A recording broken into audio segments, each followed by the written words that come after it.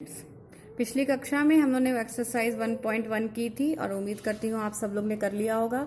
चलिए हम नई एक्सरसाइज शुरू करें। इसमें देखिए एक्सरसाइज 1.2 पहला प्रश्न है, निम्नलिखित संख्याओं का अभाज्य गुणनफल के रूप में व्यक्त कीजिए। ठीक है, ये आपने छोटी क्लासेस में देखा है बेटा। चलिए इसका पहला प्रश्न हम देखें। पहली संख्या है 140। ठीक है, आ जाइए। पहली संख्या है 140 और 140 का अभाज्य गुणनखंड जब हम करेंगे, देखिए थोड़ा सा इसका हल इस तरह से हम लिखते हैं, है ना। देखिए पहले इसका अभाज्य गुणनखंड कर लीजिए। यहाँ लिखिए 140। ठीक, सबसे छोटे नंबर से ले जाइए 70। ठीक, फिर ये 2 से जाएगा 35।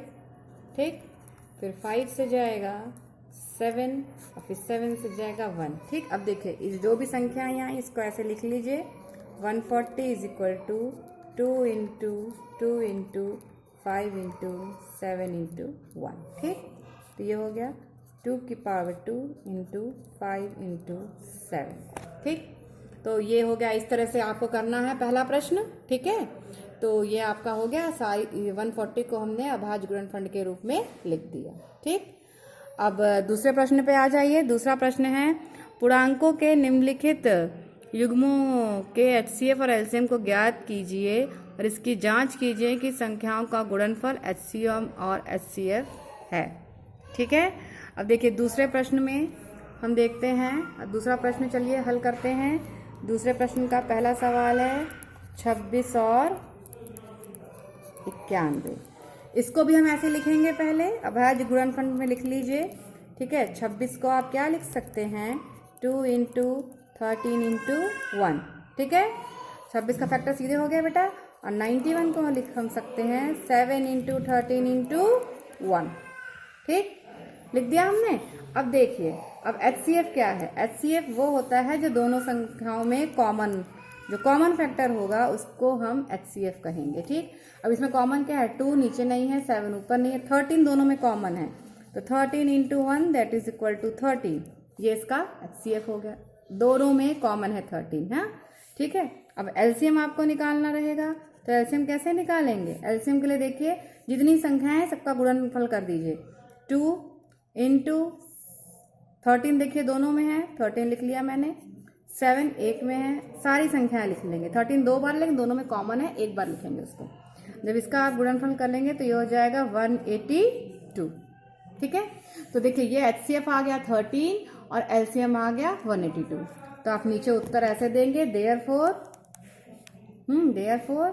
एलसीएम इज इक्वल टू 182 और दूसरा उत्तर आपका एचसीएफ इज इक्वल टू 13।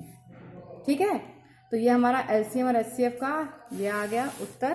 ठीक, थोड़ा अगर आप देखना चाहेंगे तो देखिए 26 और 91 को पहले आप प्राइम फैक्टर करेंगे, उसके बाद जो दोनों में कॉमन होगा उसका गुणनफल आपका एचसीएफ हो गया और बाकी संख्याओं का गुणनफल आपका उसका एलसीएम हो गया। ठीक बेटा, तो हमने लिख लिया एलसीएम इज इक्वल टू 182 और HCF is equal to 13।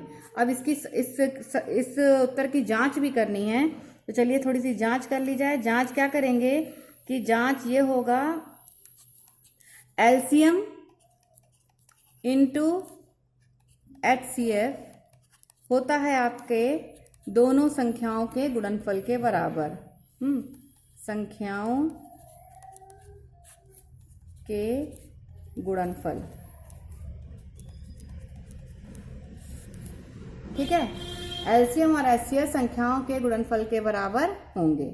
Clear, तो आप पहले कर लीजिए एलसीएम एचसीएफ कितना है। अगर हम एलएचएस लें तो संख्याएं कितनी हैं, 26 इंटू 91।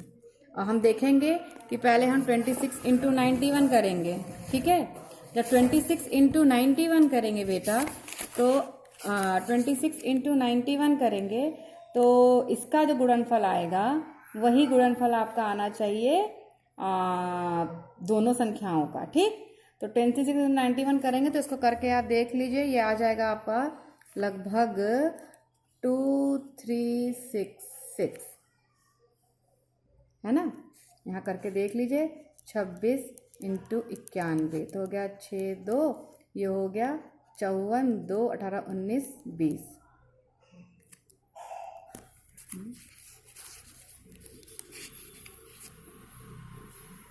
2, 3, 6, 6 ये आ गया 18, 19, 20, 21, 22, 23। ठीक है ना, 2, 3, 6, 6। ठीक है, देखिए रफ वर्क में करके देख लिया, आपका ये आ गया। इसी प्रकार से अब आप इसको करेंगे, RHS ले लीजिए, RHS तो वो भी कितना आ जाएगा, LCM कितना है आपका 182 इंटू 13, ये कितना आ गया 26, 2। ठीक है, since LHS is equal to RHS, तो ये क्या हो गया आपका, आपके ये जांच हो गई। देयरफॉर संख्याओं का गुणनफल, संख्याओं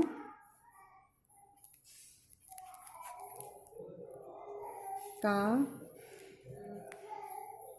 गुणनफल किसके बराबर है, LCM इंटू HCF। संख्याओं का गुणनफल किसके बराबर हो जाएगा, LCM इंटू HCF। ठीक है, इसी पे क्या प्रकार से बेटा जो आपके बाकी के प्रश्न हैं, इसके क्वेश्चन नंबर 2 के आपके जो इस तरह से कर लिया हमने वन, और जिसके इसी प्रकार से जो क्वेश्चन नंबर 2 के बाकी प्रश्न हैं 510 और 92 और 336, 54, इनको भी आप कर लेंगे और करके आप मुझे इसको दिखाइए। आगे के प्रश्न अगली कक्षा में मैं आपको बताऊंगी। धन्यवाद।